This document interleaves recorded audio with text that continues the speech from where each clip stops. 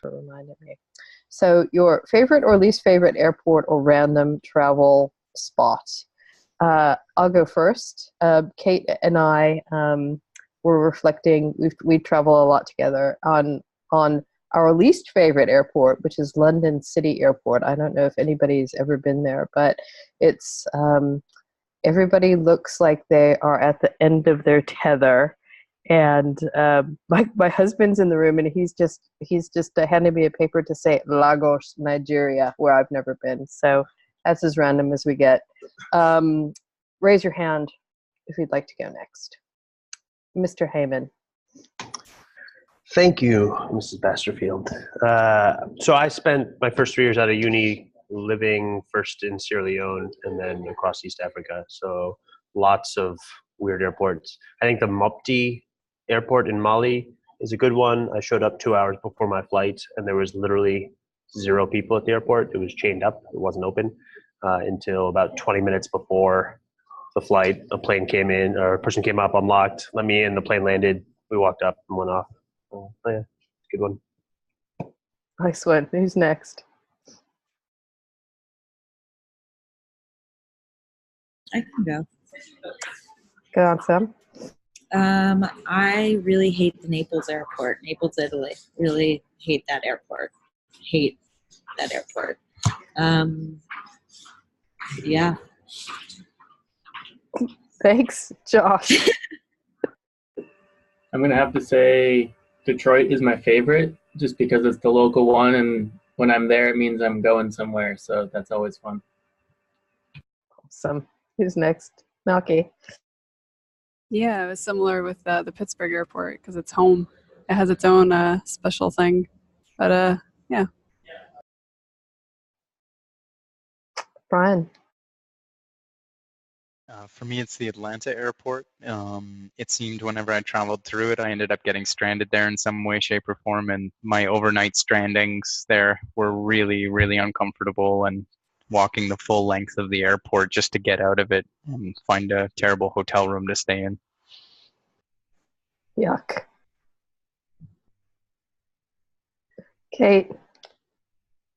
I really love the international airports in little tiny South Pacific island nations like Tonga and Rarotonga, because people are there, the whole family's there to welcome the person traveling in from New Zealand, and it's just everyone's just having a great party, and it's so much love, and yeah, people, it's just very casual and laid back, and it feels good.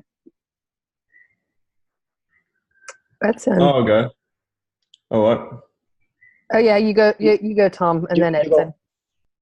Well, I got 2 things. A few thoughts came through. I don't like any airports because I hate how they're all the same.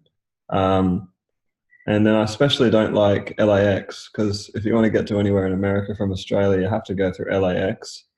And I don't know, get really down about that. Get really down about London. And I really echo Kate's thing. I wish they were a bit more different and a bit more culture again. So, yeah. Thanks, Tom. Edson. Okay, I think my favorite airport is the one in Cancun. I mean, the airport is not especially the best, but the experience of being in the UK and you are right there, you get a car and then you drive to Tulum. I really love that feeling, getting the cold, everything away and just driving and feeling the air in your head, in your face. Yeah. Beautiful. Hey, Tanya. Question is, what is your favorite or least favorite airport in the world? And you and Lisa are left. Would you like to go? Yes, please. This is a great question. I've spent many nights in different airports. I would say that out of all the airports, I would associate Faro Airport as being my least favorite, mainly because I got stuck there for, I think, 15 hours. A flight was delayed right up until the evening, and there was nothing to do, nothing. So yeah, that's probably my least favorite because of that memory. Awesome. Lisa. Yeah, I don't know if it's a bit noisy because I'm at Schiphol Airport in Amsterdam as we speak. My flight is 2 hours delayed. It's not leaving till 11 p.m. And I had a flight delayed on Sunday as well from Odessa, Ukraine to Amsterdam, and got stuck in Warsaw for the night. So I'm not having much luck at the moment. So my favorite airport, on a more positive note, is Singapore. I like that it has all these jungly things and orchids and stuff. Always makes me feel, a bit tranquil somehow. Thanks for inspiring this very random first time in history asked in a check-in question. That was fun. Cool. So again, same format as last week. Each team has about 10 minutes to either, absolute choice, talk about what you produced, what your work in progress is, or just generally what your experience has been working with your team this week. How about the most, how about Team Mandala goes first this week? So that's Edson, Tanya, and Daniel. Absolutely. So we had a pretty rough week, I think, in terms of self-organizing into a productive form. We all had a lot of competing deadlines this week and weren't able to prioritize the work in the way we would have wanted. So Tanya and Mary produced personal mission statements that are, I think, close to done or work in progresses. Tanya, I don't know if you want to speak to that, but I've already apologized to the team, and I'll say it for the latecomers, I didn't get any work done on my stuff except for a meeting we had this morning to review and take stock on how we get from here to an end spot.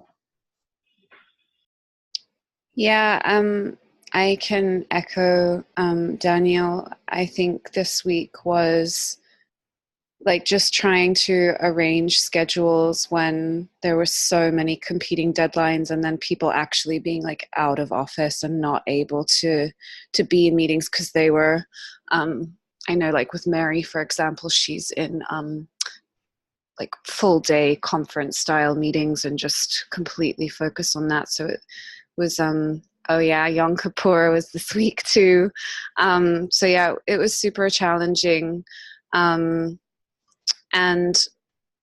But what did come out of a call this morning, I'm really glad that we managed to actually have a little bit of a check-in, because I wrote my personal mission statement, and one thing that had come from it was it felt very lofty and very broad, and it was very much around like collaborating and finding tools to like navigate difficult conversations, and like wanting to be here because, you know, like it was kind of, it felt quite existential. And it was really interesting to chat to Edson and Daniel this morning, especially because Daniel shared his document on how to work with Daniel. And like this kind of outlined like pretty much the way that Daniel operates like in his everyday working life, with things like, this is how I am on email, like this is what I block out on my calendar, this is deep work, this is shallow work, this is and I'm still to read more of it, but I suddenly, for me, it just dawned on me that it was just a really grounded way of like stating the kind of hows against the personal mission. And I suddenly had this sort of huge realization that I talk a lot about kind of the second step of like finding tools to navigate these difficult conversations, instead of actually stopping and going, well, why don't I just figure out first what my needs are and how to express those needs, and like give clear guidelines of like the most effective way of working with me, and make sure that everyone can see it and it's transparent and clear. And then maybe I don't need the tools as much around navigating difficult conversations, or trying to get people on my side, or so yeah, that was an observation that came out of our conversation this morning, and that is actually something that's on my to-do list, is to sit down and really be quite intentional about how I work, and how, like, what I really appreciate. So yeah, thank you, Daniel, for sharing that. It was super. Yeah, I want to add that also after this conversation, we were talking about what would be the benefit of make this public within your own team, and if would it make sense to all the, let's say a member of engineers, a member of, what if everyone start doing that, and if we make this transparent, if there will be a benefit, or how would that change this relationship? So I found the Daniel statement really good, and I actually want to do the same. And I think, like, the other thing that came out, and Daniel, maybe you could speak a little bit to this, was that it kind of provided, like, the sort of how kind of provides like a base, but I know that, Daniel, you were saying it felt very much about you, and not so much about the team. And it's like, well, how do you find that balance? Like, is that where the negotiation piece comes in? Yeah, so we had an interesting conversation. Tanya, I think, asked if, or maybe it was Esme, I apologize, I don't remember, asked if I'd rolled this out or encouraged people across Pegasus to create one of these. And I haven't, because one of the people who read it, I think, internalized things in too rigid of a way. So one of the things in the how to work with me is about trying to come to meetings with agendas. If you set up a meeting, if you can, not a requirement, but if you can. And this person took it to say, started rejecting any meeting invite that didn't have an agenda with it. And it was one of those examples that resonated with the conversation on Monday on, too much process, too much procedure is actually a really bad thing. And it limited the spontaneity, the personal development, the relationship building meetings, and I think are really important. And so my thinking out loud this morning was, I think it's better to start with circle level, team level expectations for how to work with each other rather than individual up. And so I think I would like eventually to get to the point where everyone on Pegasus has something like this, but starting from a common core rather than everyone's own angle on it. Great, thanks for that. I've got a question, Daniel. What is the unit? Like, how many people do you think you'd need to actually make it efficacious? So our units on Pegasus are no bigger than 8.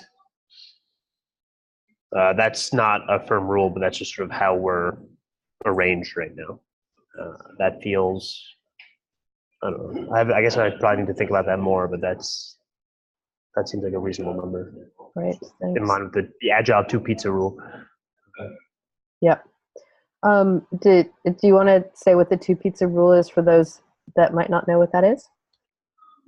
Sure. So in Agile methodologies, particularly Scrum, I think more than just Scrum, if a team is larger, needs more than 2 pizzas to feed it, then it's probably too big of a team and should be split into smaller units.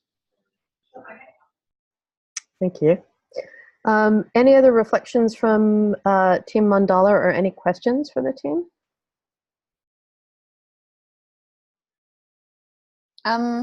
I think, yeah, the other thing was just around completing, being able to complete the task on time.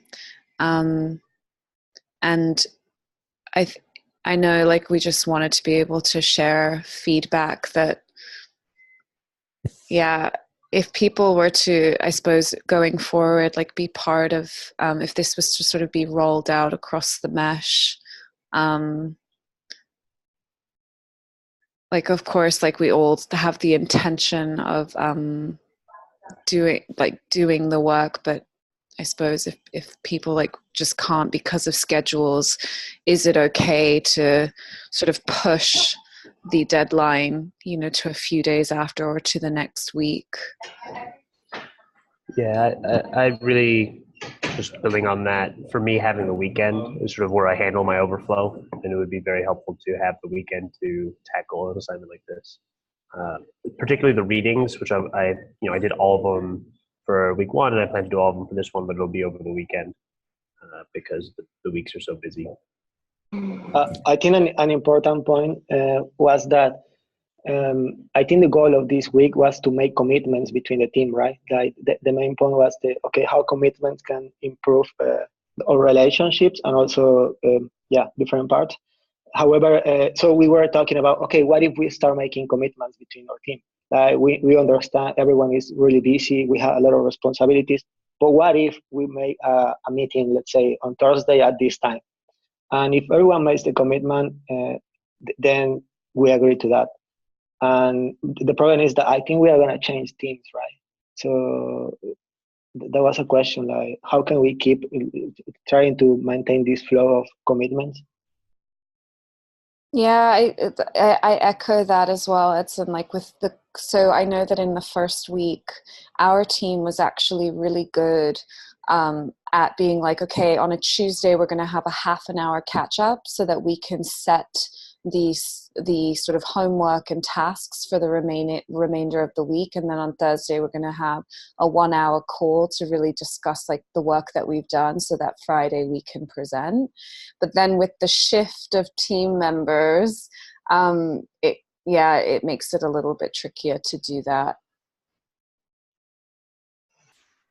Yeah, super good reflections. And these are obviously things that we think about all the time.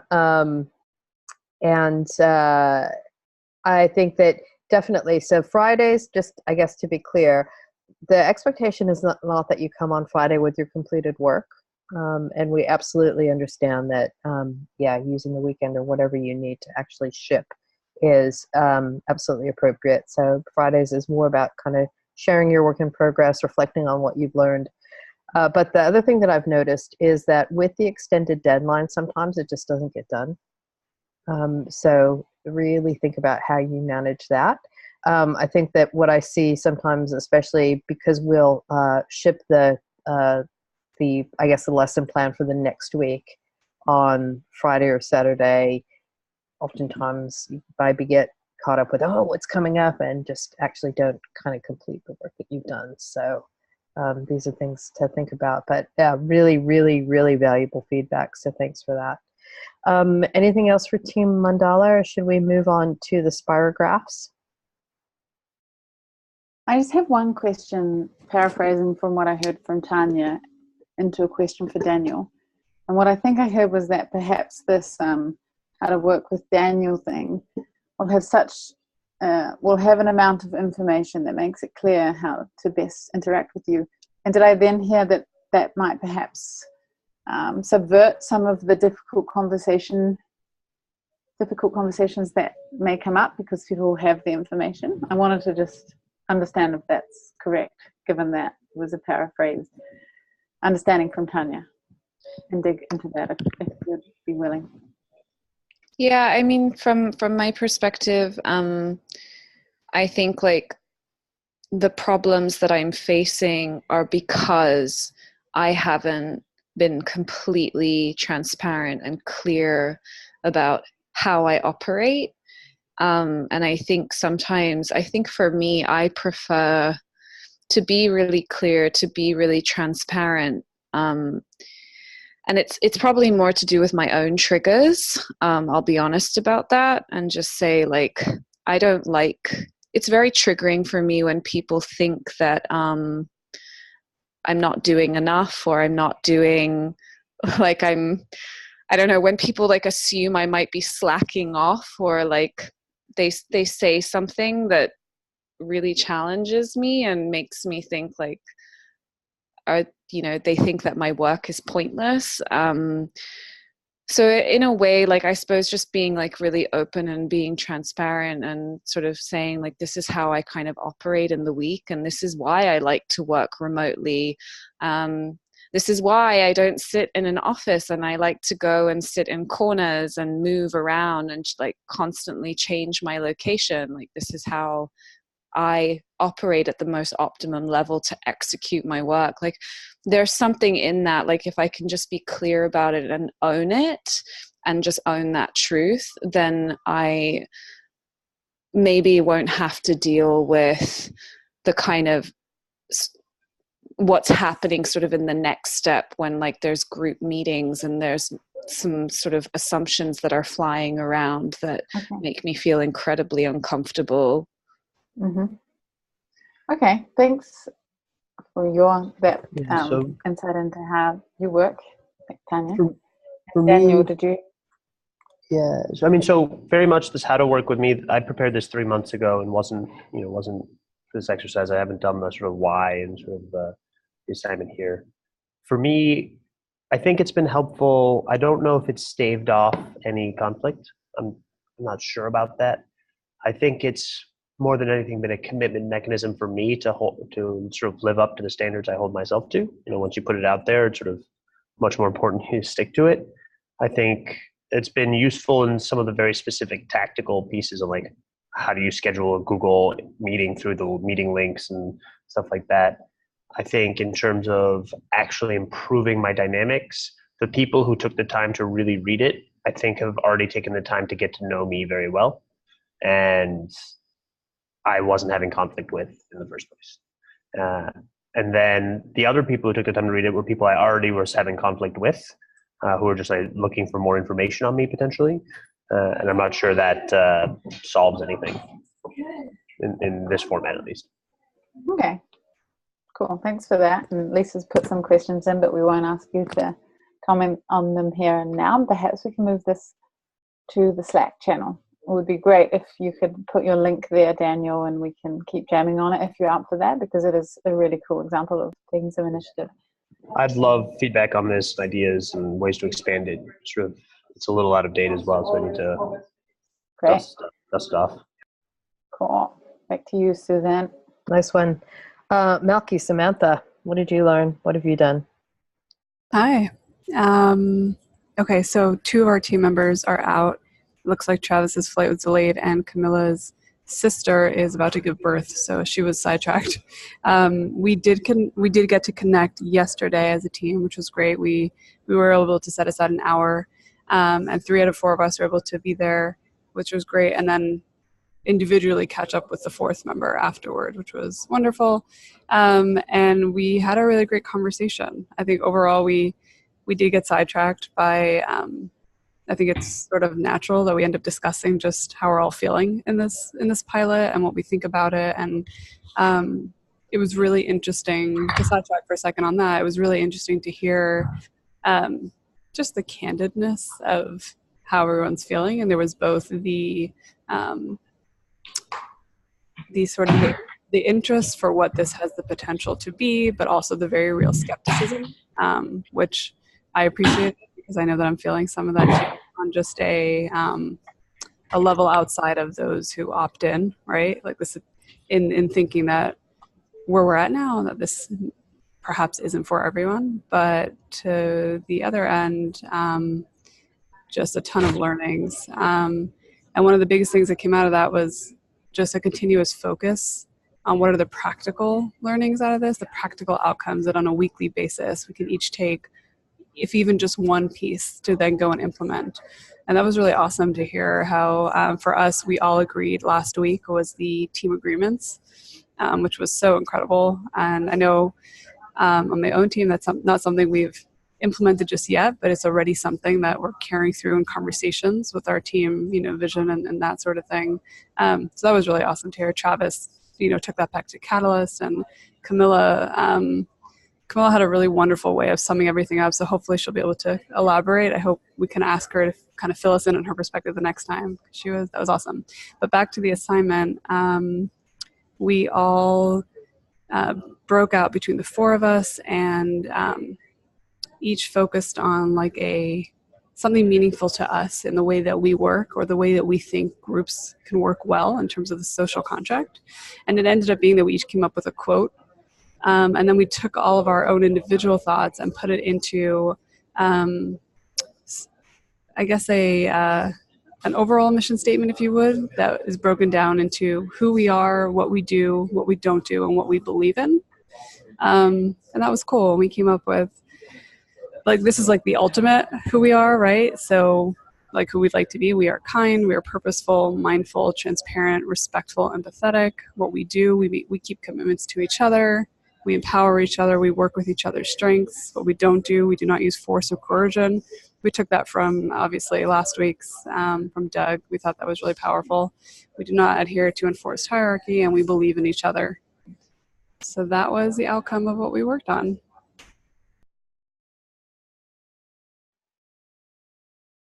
Any thoughts on how to make this living?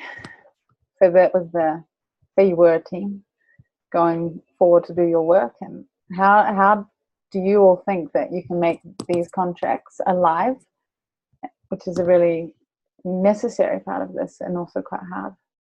Any novel ideas?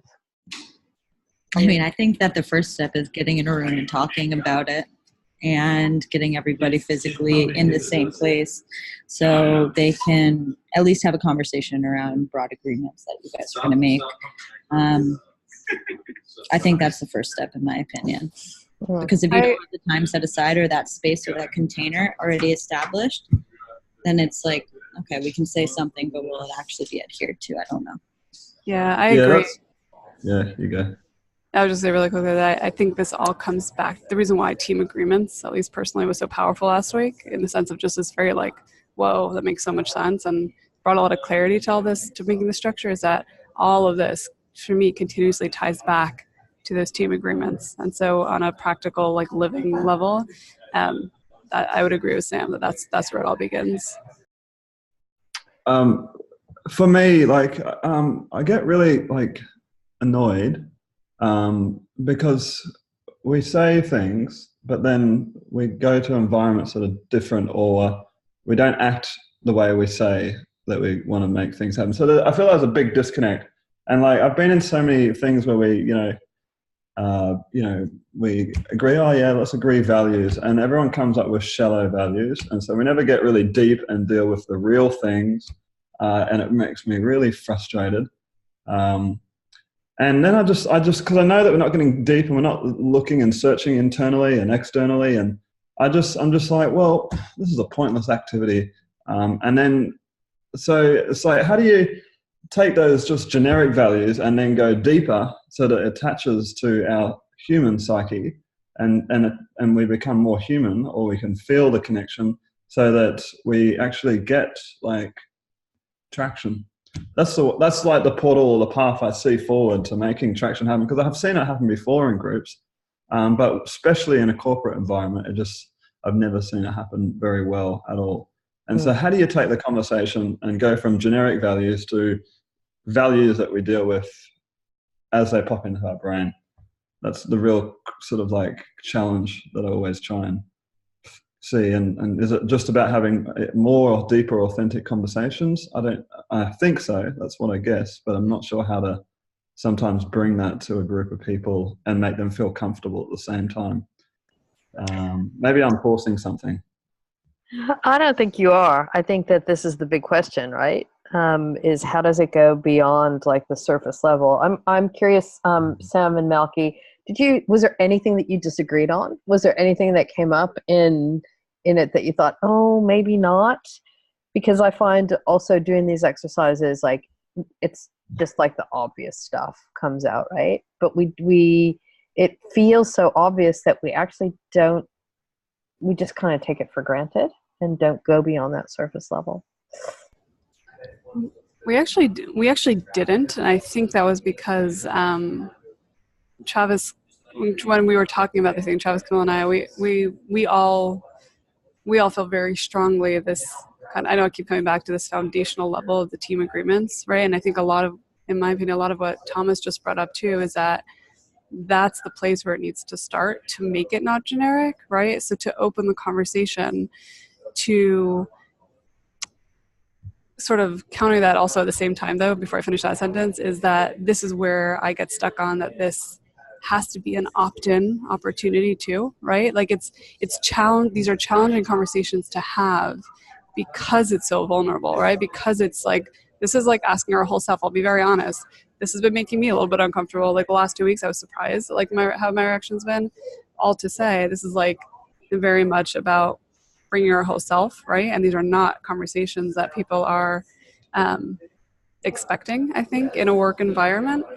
But I think in an ideal world, the team agreements is not just putting words on paper, right? It's like Sam was saying, it's collecting folks in a room, in an offsite, spending a day where your phones and computers are away and you're around a whiteboard and you are just talking and putting values up and honing in on what do we want our values to be, and then creating these agreements around that, because I think it'll talk to so many of the concerns and the things that we're all bringing up, from how we communicate to how we hold ourselves accountable, because we can always then map back, right, like to these agreements with that, which I think in my mind I also be equating to like values, right? Like if think of a company that you may be aware of that has, they I always go to like Sweetgreen because that's like I love that place, but they're very transparent about their values and everything they do.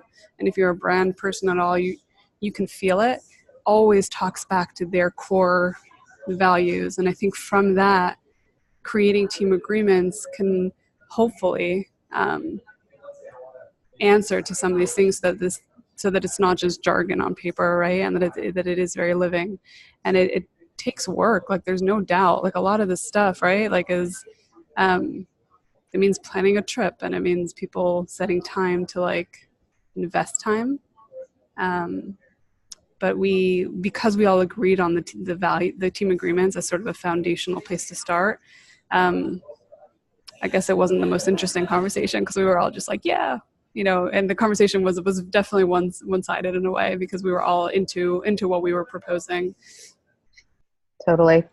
Brian, I was wondering if you had one small example of what you put in the chat, which is you're not allowed to put a value on the board unless there's a story around it.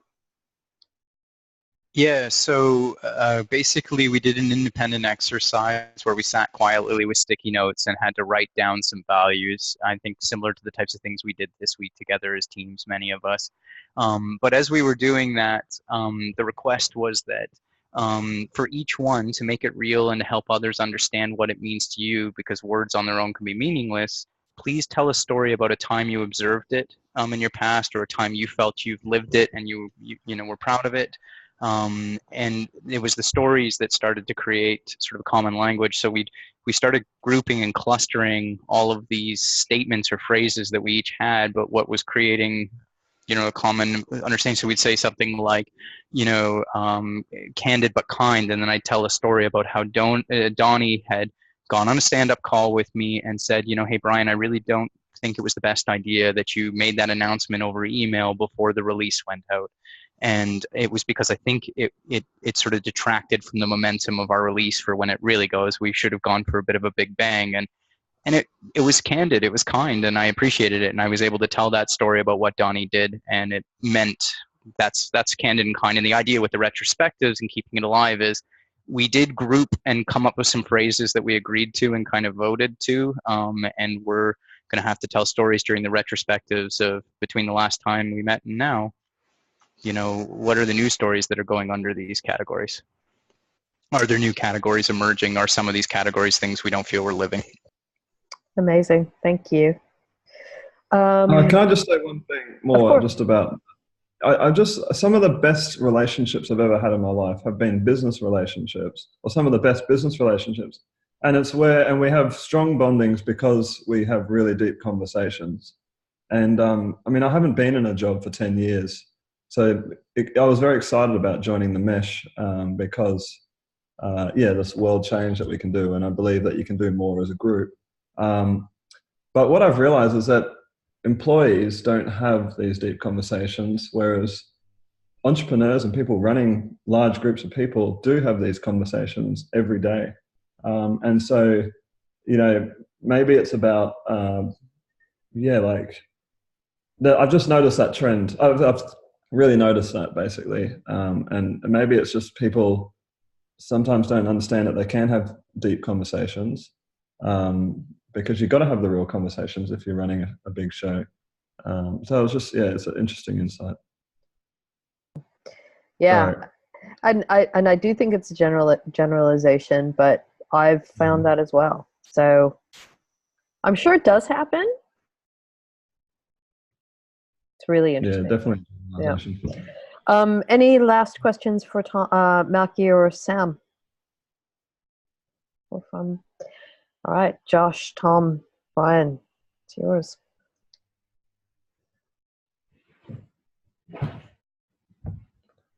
Well, who wants to go? I think Brian should go. You've been running the board. We created a board, basically. We didn't all get to physically meet up, but we did use a, what's it called, that board? I think Brian, you should take over on here. Oh, it's Mural. Mural, yeah. And it was very cool. We've been trying to work in a sort of, different time zone way.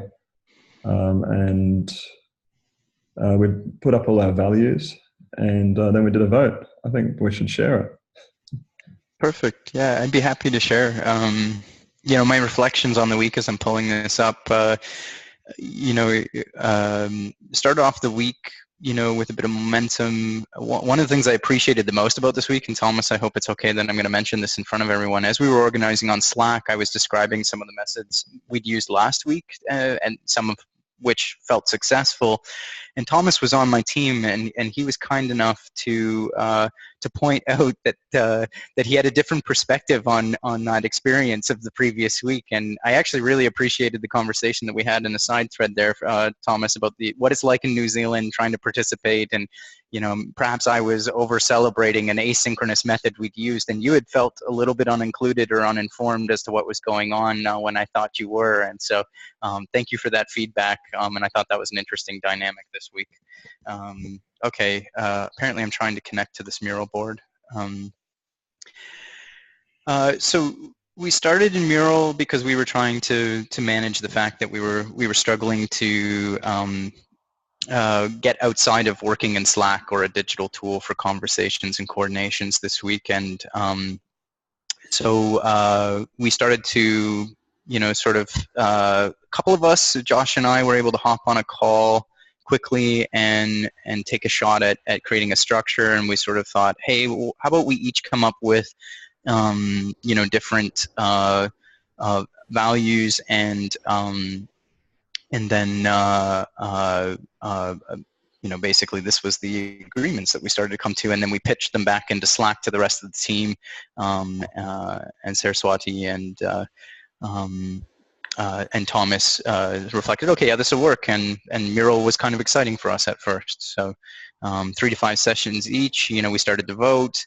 I think that's where we started to run into some challenges. So the voting tool, everybody seemed to in Slack state that they really liked this voting tool and the ability to vote. So if I show the votes, we can start to see that we were anonymously voting and clustering and creating that elegant set that was talked about last week. It showed that there was still some diversity. And so we had to, on the fly, form some agreements. Saraswati suggested memes, so as a way to convey and do the assignments. So this helped us start to select, but when we noticed that there was, human first was clearly clustering for us, but there were a number of twos, in the interest of deciding quickly, a Slack conversation emerged where I asked the team whether, the people who are doing consider this the advice of the team, but the people who are going to go and start building memes perhaps are the ones that could help make a decision against some of these twos. So those putting in elbow grease get to decide, kind of thing, and some memes started to emerge. We fell short, and I personally would put my hand up. I was trying to moderate the voting, and we were supposed to get a gallery of memes going and vote on these 1 hour before this meeting, and I did not execute the vote. So we do not have a selected set, but I'd almost argue that a neat selected set in its own right has emerged by those who were willing participants to create something. So thanks, Josh, for your work. And I also couldn't see as some of these other late ones emerged, and so You know, Josh, I think you're on the call. Thomas, feel free to maybe speak to some of these memes that were created, and you know, and you know, and how this flowed out of the work that we did earlier in the week as a team. Oh, I can talk to someone else. Yeah, go for it. I'll speak to that just real quickly. So I had some trouble actually viewing the votes at first. So I started creating memes just because I had the idea we'll create 10, 15, and then we'll vote to narrow down the selection. So I just started turning some of the sticky notes into memes. I think some of the ones that I added don't actually have any votes, but yeah, I added a few in the last couple hours, and I just like the idea of memes. I think Saraswati suggested that because they're easy to remember, and people tend to spread them around, and like they're easy to modify, so people can like take the same phrase and find a new picture and like make it funnier or adapt it and kind of keep it alive, or take the same picture, yeah, take the same information and just tweak it to like make it their own and keep it going. And they're easily shareable. You can just post them around on like our channels and stuff. You can make little emoji reactions with the memes. So like we could put these in Slack and react with these things, which I thought was a really cool idea. Just like keep bringing these up, and like we'll just see them regularly and it'll resonate with us because we'll have kind of a living history with it. So I just really like that idea.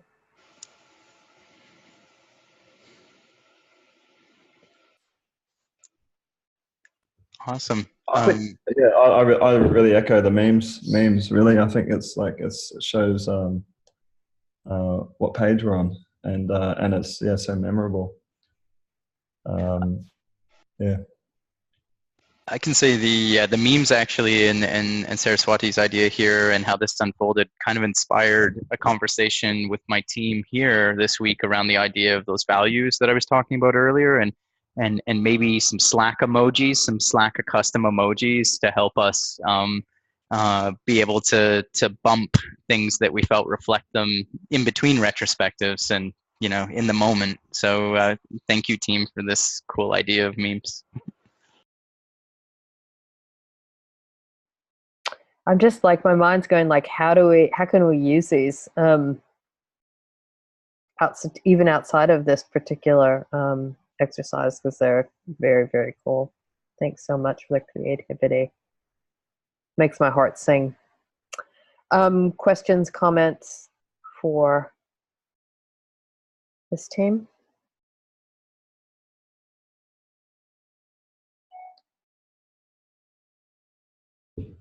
Cool. So thanks, everybody. Really, really rich. I love Fridays. They're my favorite. Kate's going to lead us through a checkout, but just we've got about 2 or 3 minutes before. Curious, any reflections on Doug in the intervening 4 days?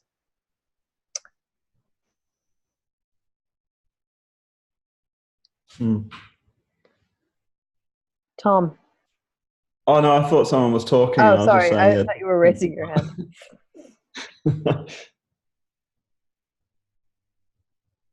Brian? Samantha, why was Doug great? You're commenting in the chat. I think Doug was great because his product was tomatoes, and you know that was something. You know, your product's tomatoes, and if we can make, if they can make a self-organizing system in farming, we can make the self-organizing system in technology. And I just thought that he was very like. I liked his default, almost the way that he spoke and carried himself. He was like, yeah, of course we're self-organizing and, you know, take values first. Are there other ways to do it? And I really appreciated that because it was almost as if, yeah, it was very refreshing. It was like, oh, you haven't been swallowed by corporate greed and like fear-mongering, and you're not like corrupted or yeah. So that was why I thought Doug was great. Cool. Brian, and then we'll hand back to Kate.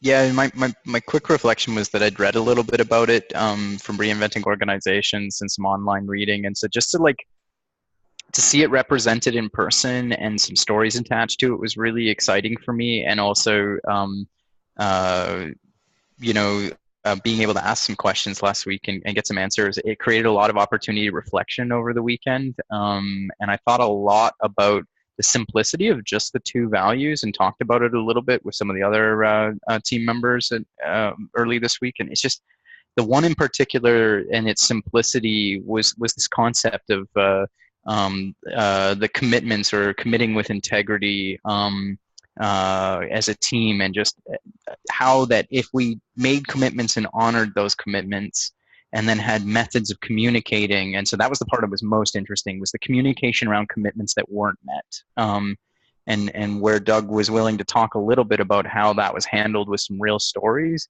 That was extremely powerful and had me thinking about it quite a bit. Great. I just need to hear from Malky. What was your counter reaction? For all the love that and the interests that we have in this, we would have, I think we were wondering, this is Travis and Camille and I, if we could talk to some of the employees. We wanted, like, it was so glowing, right? It was such perfection, and it's also so not our reality. And so I know that there's going to be a lot of like adapting for, like, we're in a very different space. He also got to build that.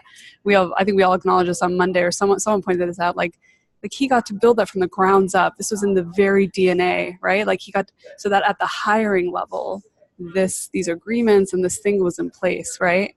But it was just too perfect, and there's no doubt, meaning I want to believe that in fact they are a leader in this because he has this down. But I think it would be really, really fascinating, and also like maybe validating for some of the skeptical pieces to hear from the inside out, right? I think we were going to actually just on our own go to try to find employee reviews also, not to call its bluff, right? Like not to do that, but just to counter some of the seeming perfection, if you will. Yeah, I mean, it's totally not perfect. Actually, the Morningstar head of people, an amazing woman called Suhe Gonzalez, did our public training randomly. Like, we didn't know her or anything from Morningstar. So I can put you in touch with her directly and see if you can find if she can recommend some people. If you did want I think if you just said, "Hey Suhe, we want to talk to someone in the company because we're in this transition. We want to talk to someone on the ground." She wouldn't like cherry pick someone who would just tell a good story. Like she's really cool. That'd be awesome. You'll just probably find someone. If you do connect me, I would definitely be happy to share that back with the rest of the team. So thanks. Great. Yeah, we should do like a webinar where we may have Suhe and another, like a worker from Morningstar, and you could interview her and record it and then broadcast it to the mesh. This is a somebody should, right out of the Joshua Weil book. But we do need to do our checkout, Susan. I needed 8 minutes. Go. Okay, so I'm going to throw a curveball. What are the qualities that you love the most in your best friend? And this could be your husband or wife or parent, but the person that is closest to you. What are the qualities you love in them? I'll give you a few seconds to think.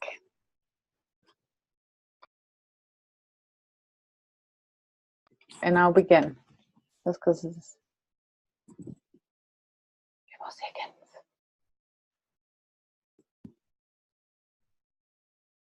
All right, we had someone loud in the background. Can you type in the chat?